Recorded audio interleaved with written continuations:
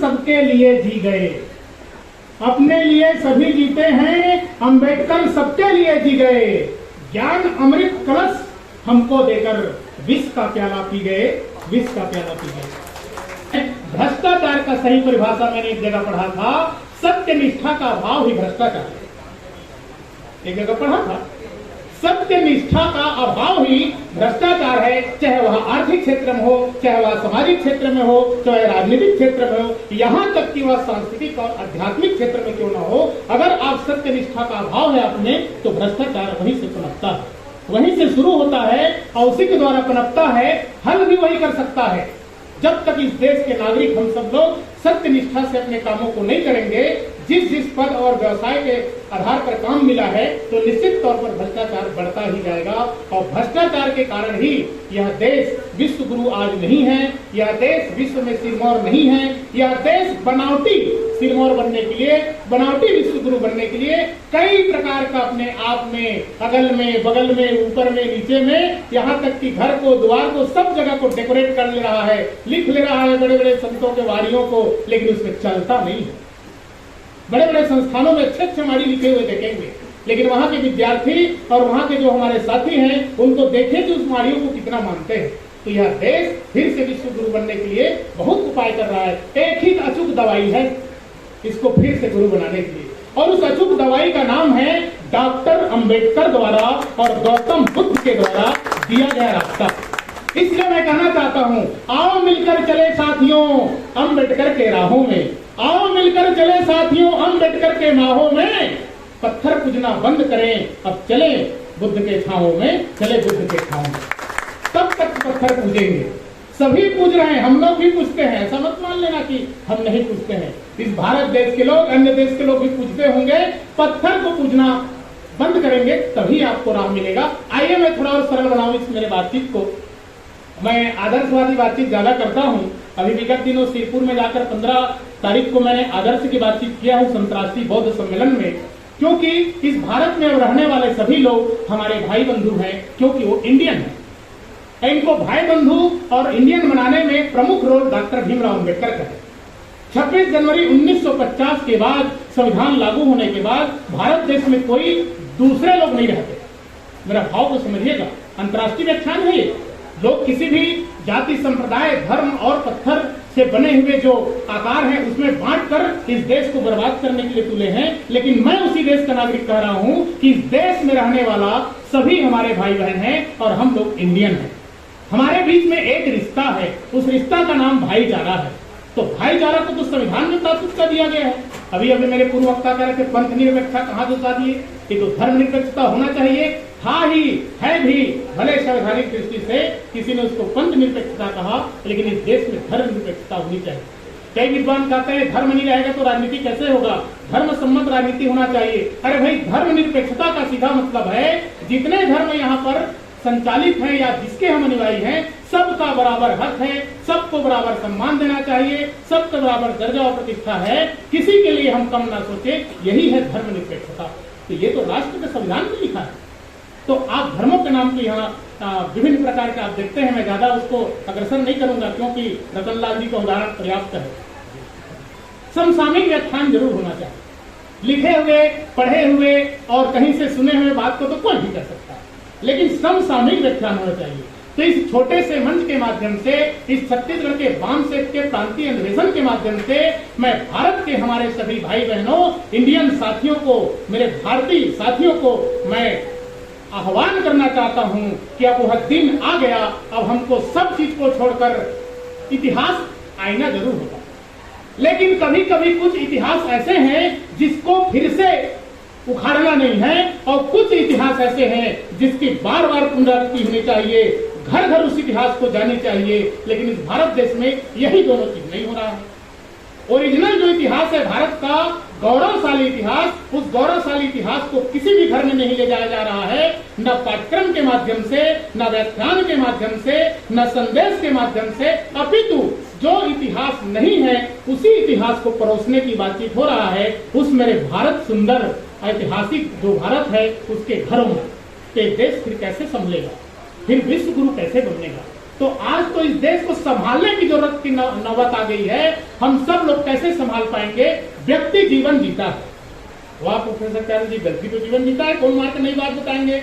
मैं कहना ये चाहता हूं, व्यक्ति जीवन जीता है और व्यक्ति शरीर से पहले स्वयं के साथ जीता है।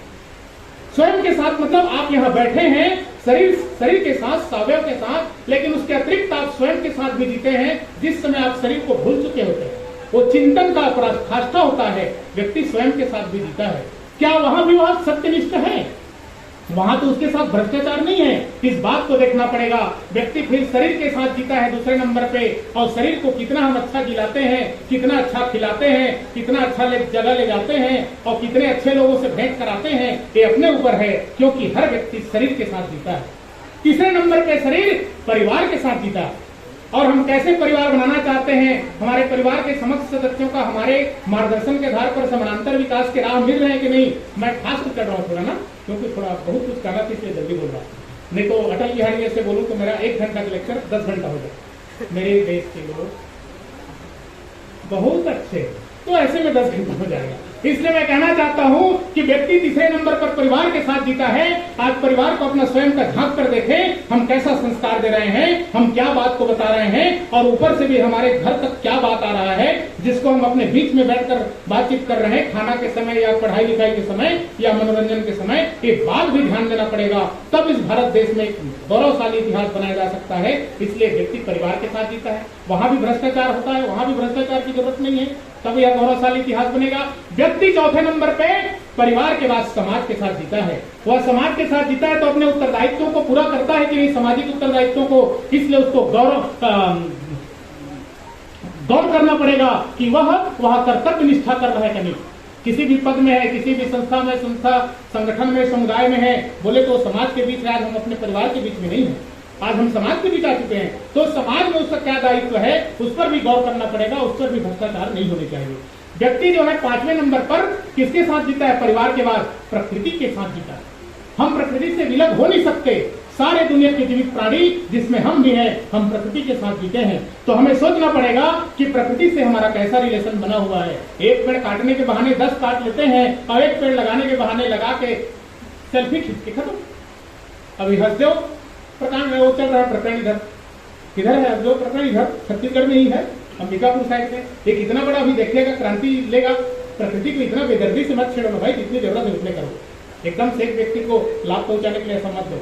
अब उसकी अलग व्याख्या हो सकती है, अलग व्याख्यान हो सकते हैं उसमें, क्योंकि डॉक्टर अम्बेडकर तत्कालीन समय में औद्योगिकरण का समर्थन किए थे। लेकिन तत्कालीन समय में, हर समय अति औद्योगिकरण भी नहीं होना चाहिए, कुटीर उद्योग की तरफ भी आने चाहिए। गांधी को भी थोड़ा थोड़ा जिंदा लेके चलना चाहिए, क्योंकि गांधी अम्बेडकर सबके विचारधारा की जरूरत है। अब गांधी पर मैं यहाँ बात नहीं करूंगा भी, क्योंकि गांधी तो अम्बेडकर की जिंदा थे, और अगर उसको जिंदा रखना चाहते भी हैं, गांधी अगर समता का, समानता का और इस देश को विश्व में अग्रणी बनाना चाहता था, तो अम्बेडकर बगैर नहीं बना सकता। ये मेरा सूत्र वाक्य है।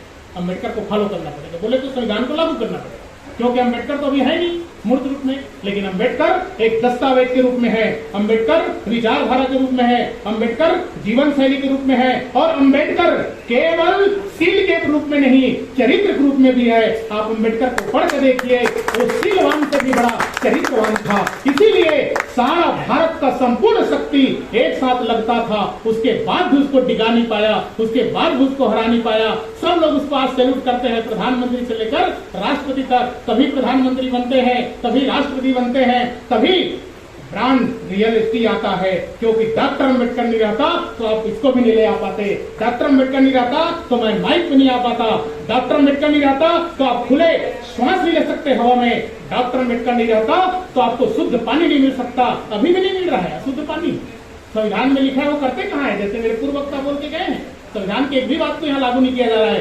2-4% लागू होता है, वो भी मजबूरी में, स्वार्थ के वश। अगर विशुद्ध रूप से इस भारत देश के संविधान को लागू कर दिया जाए, इस भारत देश के उत्थान के लिए, किसी व्यक्ति और संस्था के उत्थान के लिए नहीं, तो निश्चित तौर पर यह देश बहुत कम समय में विश्व गुरु बन जाएगा, बहुत कम समय में दुनिया का सिरमौर बन जाएगा। इसलिए मैं कहना चाहता हूँ साथियों, व्यक्ति 5वें नंबर पर प्रकृति के साथ जीता है, तो वहां भी अपने कर्तव्य निष्ठा बताना पड़ेगा। और 6वें नंबर पर, चलिए मैं आपको आखिरी तरफ ले जाता हूँ। 6वें नंबर पर ये पांचों को जोड़ दो तो एक अस्तित्व कह सकते हैं उस शब्द को। व्यक्ति अस्तित्व के साथ भी जीता है। तो व्यक्ति को पहले अपने शरीर से पहले स्वयं के साथ जीता है, वहां से लेकर अस्तित्व के साथ जीता है। ये सभी जगह से भ्रष्टाचार को भगाना पड़ेगा, बोले तो कर्तव्य निष्ठा लाना पड़ेगा, तब तो कहीं जाकर यह देश बचेगा। नहीं तो आपको हमको बांटने का दस्तूर जारी है और जारी भी रह सकता है। इसलिए मैं एक शायरी कहना चाहता हूं आपके बीच में। सूरज के बिना सुबह नहीं होती, सूरज के बिना सुबह नहीं होती, चांद के बिना रात नहीं होती, बादल के बिना बरसात नहीं होती। मैं तो कहना चाहता हूं साथियों, शिक्षा के बिना विकास नहीं होता। शिक्षा चाहिए तो भाई।